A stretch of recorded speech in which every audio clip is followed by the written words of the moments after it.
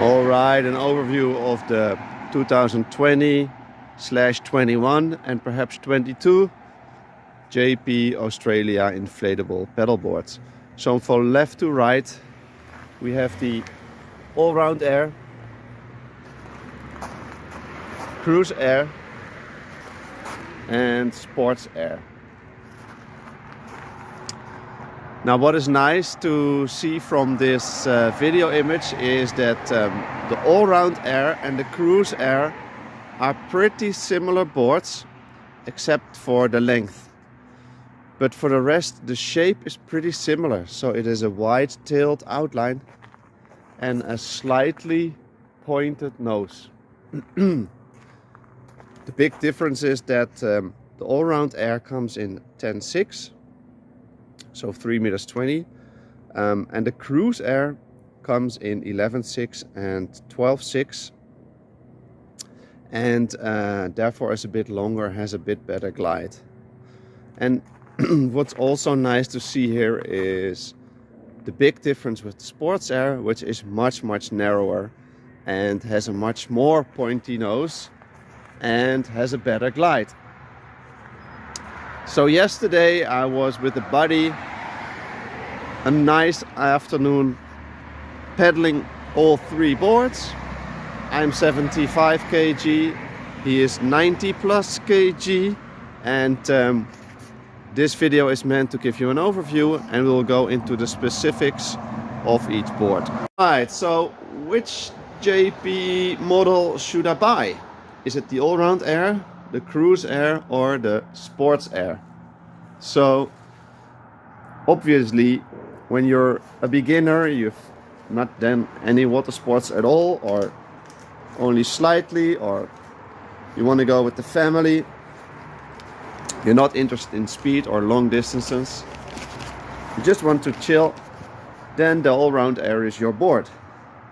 And by the way, this board also comes in another color scheme, more feminine, and is called the Venus. That board is, by the way, also a little bit thinner, not 6 inch but 5 inch, so even more stable. Now if you say, okay, that's fine, but I want my board to have all of that, and I want to have a board that I can use for sports or a little bit more active paddling, then go for the Cruisair. I would still recommend this board for beginners. I would still recommend it to go with the kids. It's just that because it's a little bit longer, you can have a longer glide, you go a little bit faster, and then either the 11.6 or the 12.6 will suit you fine. The 12.6 is 1 inch wider, even more stable than the 11.6. And yeah, so this board has and all the capabilities of an Allroundair, but you just add in the mix more sport. Then last but not least, the Sportsair. So that would be a board that I would not recommend to beginners. That is definitely a board for experienced paddlers and people with good balance, and people that want to do different things with the board. They want to do sports. It's not just chilling on the water, it's going for long distances, adventure, and then the Sportsair is your board. Now we paddled the 28 inch wide board, and my buddy with 90 kg had fun on it, but I would say if you choose the 26, then you should not be too heavy, because the 28 itself was already a bit wobbly, and that's probably because it is also a 6 inch thick board, and with 28 inch width that just gives not a lot of stability. So when you choose the Sportsair, I would say the 12.6 by 28 is the go-to model. It also comes in a 30 inch wide board, and it also comes in a 14 foot race edition.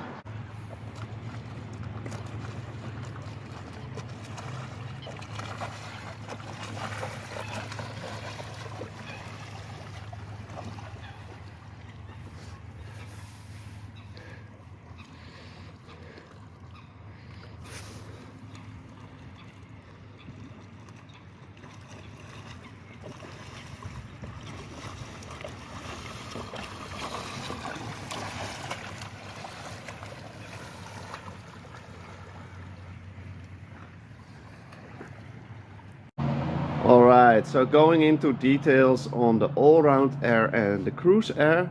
Like I said, very similar boards.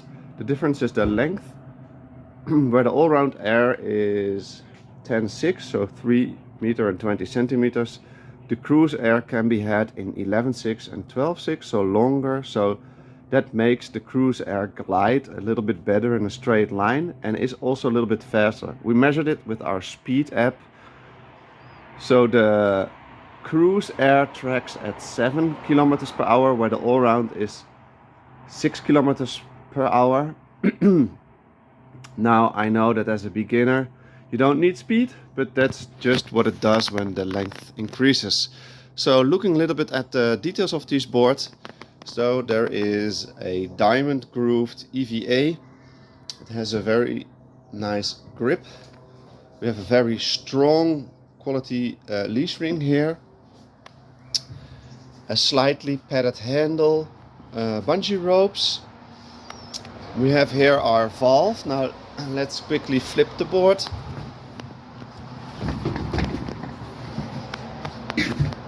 So opposite of the valve there is a ring to drag the board behind the boat or to tie it down. And at the tail we have the fin. So this is a JP fin. So if you lose the fin, whatever, you need the JP fin to replace it. It is the US box system with the screw here that you can use without a screwdriver. It works fairly simple and the fin is nice, hard and stiff. So you can put the board on land on the fin without breaking the fin. Not recommended, but you can, it's good quality. Then a little bit special here at the tail there is a which they call a water release rail. So what it does is when you don't have it and water flows underneath the board, it sort of can be sticky because the rails here is round, and if you give this hard edge here the water release is better and you have no turbulence behind the board. And we tested this and this is correct, it really works. So the design and the color schemes, we personally like it, but it is a matter of taste of course. But yeah, it's classical and and it's a very beautiful color combination in my opinion. So it don't get boring or irritating after a while.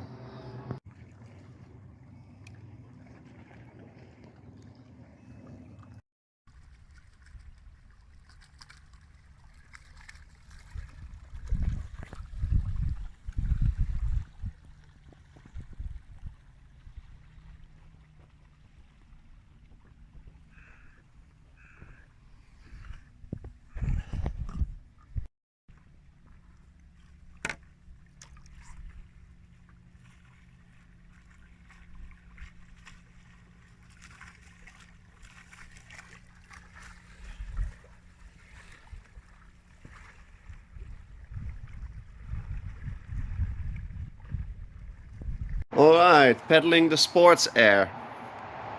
So as you see, so this is a, I think this is the 28 width by 12.6. So this board comes in 12.6 by 26 by 28, and there is also a 14-foot version. This is the sports machine by JP. You see it runs in a very pointy nose here, and the nose is also pretty flat, so there's not a lot of rocker. That gives a long water line and that gives speed. Right, so what do we think of the board? Initially it was a bit wobbly, getting too used to, especially coming from the Cruisair, which was like super stable. But at the end of the day, me with 75 kg, I just hop on this board and I pedal it like no other board. Good, we have fairly flat water conditions, but also when the occasional wave from the boat came by, I stayed on the board and it kept its stability. Probably also has something to do with the construction. So this is the superior edition. We come to the constructions in a minute. Which is the superior edition is a bit thicker skinned and heavier than others. So you notice it that the board is a bit heavier because it adds a little bit to stability, but also to glide. If you get this thing moving, the mass weight of the board keeps it going forward. When the board is like super light, it can stop and need to do more strokes, but it has a little mass that it keeps on gliding, if you know what I mean. Other than that, let's go into the details. Still, JP tried to give it a wide tail to add to stability, right? Leash ring, a grip here which doubles as a pedal holder, a little tail kick so you can feel with your feet where the back of the board is if you do turns around the buoy or just for fun. There's actually also a little raise here underneath the EVA so you feel where the center line of the board is. Slightly padded handle, bungee, and the valve flipped on the board. Right, and the EVA is diamond groove. So this one doesn't have the ring to tie it behind the boat. Same US box system. Here the shape of the fin is a bit different. It has more surface, it's more stretched out. This is good against the seaweed. And also here we have the water release edge, because water will be a little bit sticky if it just goes around a round tail, and if you put this at the back, and we tested this, the water breaks off more smooth. So quickly, what is in the set with the JP inflatable SUP boards 2021-2022? So there is a Bravo action pump. This is a good double action pump. There's a repair kit with glue, a vent spanner, a little rope to wrap around the board after you've folded it up so it doesn't unfold. There is a backpack. Now, because there are different editions of the JP, they also come with different accessories. So the superior edition SE comes with the backpack with the wheels. The other boards don't come with the backpack with wheels. So that is the other editions. All right, quickly the constructions. So JP offers various constructions. It has superior edition, which basically is the thickest skin made out of 3 layers and also the heaviest. Light edition, 2 layers of skin, a little bit lighter. And then there is super light, which is 1 layer. Now superior and light edition can have a little extra, which is on the rail a 3D S, the S from stringer. So an extra piece is glued on both sides to increase the stiffness. Now which one to choose? So we liked the light edition actually the best, because it's a lighter board, and the lighter the board, it's not only on land lighter to carry, but also on the water it's lighter to move forward, so it requires less energy. So one last thing about the constructions. All the 3 boards are pumped up to the same pressure, max 15 psi. So also the triple layer board goes to 15 psi, not 20.